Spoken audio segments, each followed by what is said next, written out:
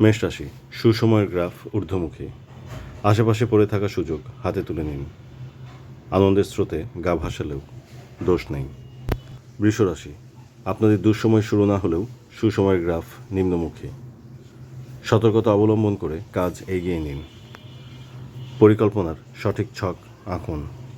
মিথুন রাশি, চলতি সপ্তাহে অতি উৎসাহী হবেন না। শুধুমাত্র সময় ও কাজের ব্যস্ততার সাথে তাল মিলান। সফলতা আপনাদের হাতের আঙুলে টোকা দেবে। আশাবাদী হন।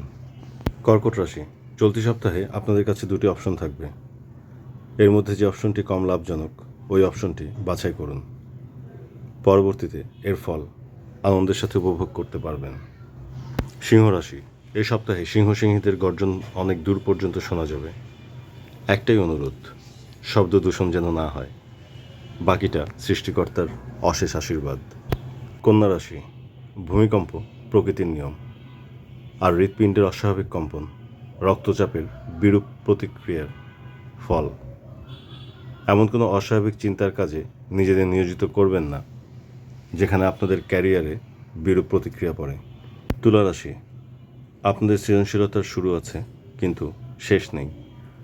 এই সৃজনশীলতা দেখার অপেক্ষায় আছে গোটা রাশি জগৎ। ভালো সাথে থেকে মন্দের কলুষতা দূর করুন। বৃশ্চিক রাশি, জিমের মাধ্যমে মাংসপেশি শক্ত করলে যদি বুদ্ধিতে শক্ত হওয়া যেত তাহলে আপামর বাংলার সকল জনগণ জিমে ব্যস্ত থাকত। জিমের পাশাপাশি নিজেদের বুদ্ধি শক্ত করার পথ খুঁজুন। ভালো থাকুন। ধনুরাশি, সৃষ্টিকর্তা ধৈর্যশীলদের সাথে থাকেন, এটা ধর্মশাস্ত্রে উক্ত। আপনারা ধৈর্যশীল বলেই ধনুর্ধারী। নিঃসন্দেহে সৃষ্টিকর্তার আশীর্বাদ আপনাদের সাথে আছে। অনুভব করুন এবং কৃতজ্ঞ হন। মকর রাশি, কে বা কারা আপনাদের যত্ন নিল বা না নিল এই নিয়ে মাথা ঘামাবেন না। নিজেরা নিজেদের যত্ন নিন, তা মানসিক বা শারীরিক যাই হোক না কেন। ইতিবাচক আবহে থাকুন। কুম্ভ রাশি, হাওয়া মে উড়তা যায় গানটির লাইনের মতো আপনারা চলতি সপ্তাহে আকাশে বাতাসে উড়ে বেড়াবেন। যেদিকে যাবেন সেদিকে আপনাদের উপস্থিতি জানান দেবে আপনারা কুম্ভ। একটু হাসি মুখে উপস্থিত হলেই হবে, গোমরা মুখে না।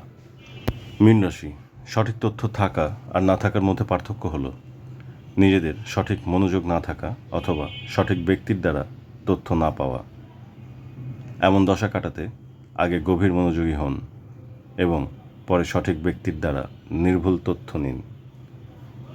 মুচকি হাসুন।